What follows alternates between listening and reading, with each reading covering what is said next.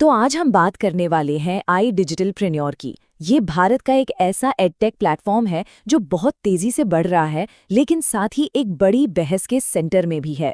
क्या ये सच में आज के युवाओं का भविष्य बना रहा है या फिर कहानी कुछ और ही है? चलिए आज इसी को समझने की कोशिश करते हैं। तो चलिए एक एक करके इसकी परतें खोलते हैं। हम शुरुआत करेंगे कि कंपनी खुद को कैसे देखती है, फिर देखेंगे कि इनके प्रोडक्ट्स में असल में है क्या, और आखिर में जानेंगे कि जनता का इसके बारे में क्या कहना है।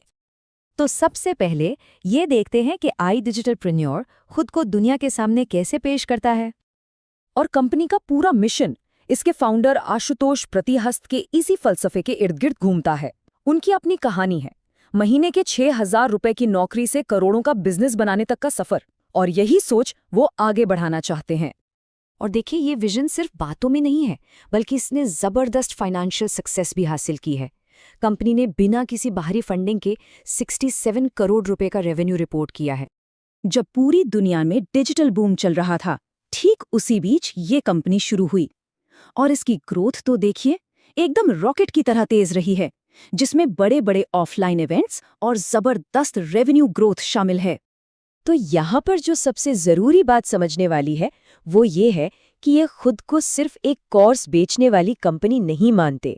इनका दावा है कि ये एक पूरा इकोसिस्टम है, एक ऐसा सॉल्यूशन जो आज की पीढ़ी को प्रोफेशनल दुनिया के लिए तैयार करता है।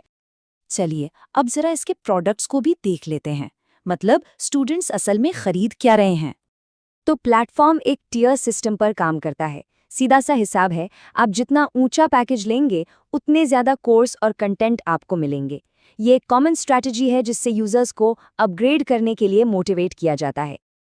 अब ये टेबल देखिए, इसमें जो सबसे मज़ेदार बात है वो है इसका प्रोग्रेशन।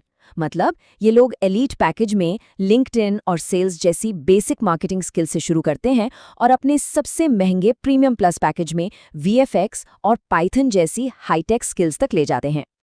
और ये लोग सिर्फ टेक स्किल्स तक ही सीमित नहीं हैं।